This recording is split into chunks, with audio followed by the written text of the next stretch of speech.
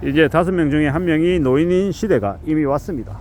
그런데 최근에 이제 기초연금 관련해서 월급을 437만원 이상 받는 사람도 기초연금을 받는 게 맞나, 뭐 이런 제목의 뉴스가 나오는 것 같습니다. 일견 이제 이 뉴스가 의도하는 목적은 월급을 437만원 이상 받는 사람들은 이 소득이 많기 때문에 기초연금을 안 받아도 된다, 그들에게까지 기초연금을 줄 필요는 없다, 뭐 이런 식으로 여론을 몰아가려고 뉴스를 내놓는 것 같습니다. 우리가 잘 생각해 볼 필요가 있습니다. 노인들에게 이 기초연금을 마냥 주는 게 맞냐, 뭐 이런 논란의 소지도 있고, 그러면 차등을 둬서 소득이 월등히 많은 사람에게는 기초연금을 지급하지 않는 게 맞겠다, 뭐 이런 의견도 있고, 또 어떤 사람들은 그렇게 얘기할 수 있죠.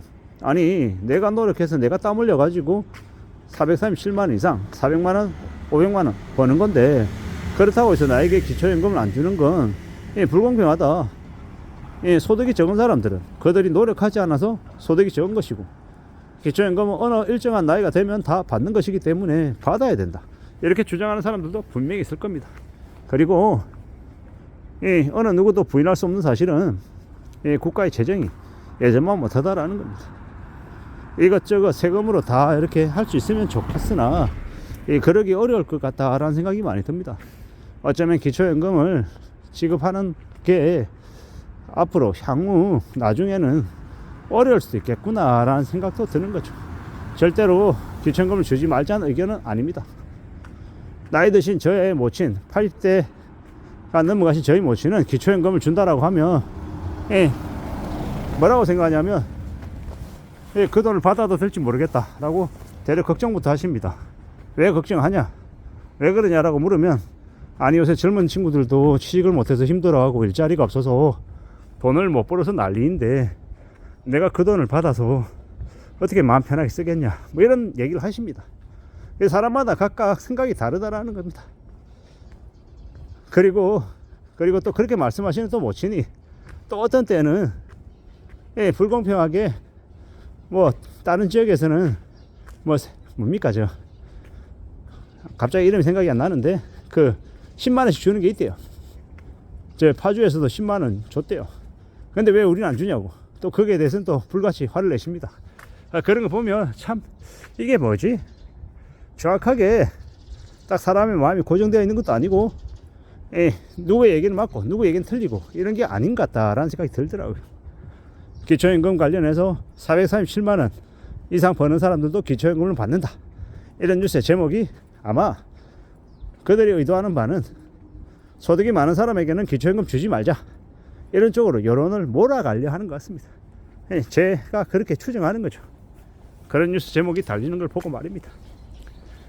그리고 사람들은 기초연금뿐만 아니라 어쩌면 국민연금도 지금 예상되는 금액만큼을 못 받을 수 있다라고 걱정하는 일도 많습니다.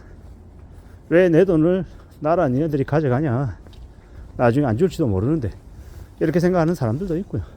의견들은 되게 다양한 것 같습니다. 저 같은 경우에도 어느 분이 직장생활 25년 하니 이때까지 국민연금을 낸 돈이 1억 가까이 되더라고요. 그리고 이제 앞으로 모르긴 몰라도 6천이든 7천이든 8천이든 9천이든 더 내야겠죠. 그러고 나면 이제 나중에 받을 국민연금이 뭐 대략 정확하진 않습니다. 한 160에서 한 190 사이가 되지 않을까라고 추정하는 거죠. 정확하게 모르니. 뭐 대략 한 170만원, 180만원 될 것 같습니다. 그렇게 국민연금을 그들이 얘기한 대로 다 납부했을 때 말입니다. 그러면 되게 적은 돈이 아니죠. 저는 크다라고 생각합니다. 그리고 저는 만 60이 넘어서도 계속해서 이미 가입을 해서 더 넣으려 생각하고 있고요. 그렇게 되면 저나 제 아내 합쳐서 국민연금으로 만 65세 이상이 받을 수 있는 금액이 적지 않을 것 같습니다. 그러면 그것으로도 최소한의 생활비 이상은 될 것 같다라는 생각도 하게 되네요. 결국은 이제 예전과 같은 생각으로 앞으로 살아가기란 어려울 것 같다라는 거, 그리고 연금이 마냥 안정적으로 나올 거라고 기대하기도 어려울 수도 있겠다라는 생각이 듭니다. 앞으로 우리가 살아가는 시대, 우리가 생각하는 것들이 예상대로 기대대로 흘러가지 않을 수도 있다라고 생각하고 대비 대응하며 움직일 필요가 있을 것 같습니다.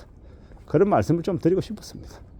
앞으로 우리가 살아가며 지내며 더 많은 일들을 겪게 될 텐데 더 많은 고민도 하게 될 거고요. 잘 좀 살펴봐야죠. 잘 좀 따져봐야 될 것 같습니다. 그냥 되는 건 없고 시간은 걸리고 어떻게 헤쳐나갈지 대응할지도 고민해야 될 것 같습니다. 꽤 소홀하지 않은 것 같고요. 꽤 염려스럽기도 하고 잘 좀 궁리해야죠. 잘 따져봐야 될 것 같습니다. 2025년이 시작되었지만 여전히 살아가는 건 소홀하지 않은 것 같습니다. 이 경제가 더 안 좋고 더 힘들어진다라고 할수록 이 추운 날씨에 힘들어하고 추워하며 힘들게 사는 분들이 적지 않은 것 같습니다.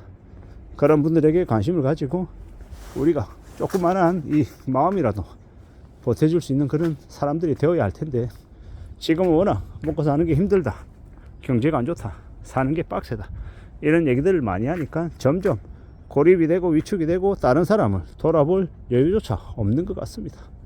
어떻게 사는 게 좀 더 현명한 것인지를 잘 좀 생각해 볼 필요도 있죠. 살아가는 게 참 녹록지 않구나 라는 생각들을 더 많이 하게 됩니다. 부지런히 살아가야 되고 좀 더 착실하게 살고 좀 더 대비도 해야 되는 것 같습니다. 그냥 되는 거 없고 사는 거 다들 힘들다라는 것.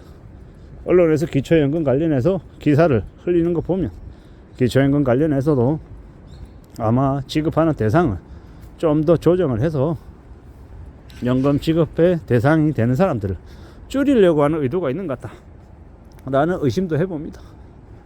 어떤 식이 되었건 간에 노년이 되어서 살아가는 삶이 불행하거나 되게 힘들어지지 않으려면 최대한 젊었을 때 대비하고 대응해서 돈을 마련해 놓을 필요가 있는 것 같습니다. 그래야 살아가는 삶을 지킬 수 있는 것 같다라는 겁니다. 산다라는 게 참 쉽지 않구나, 소홀하지 않구나 라는 생각을 더욱더 하게 됩니다.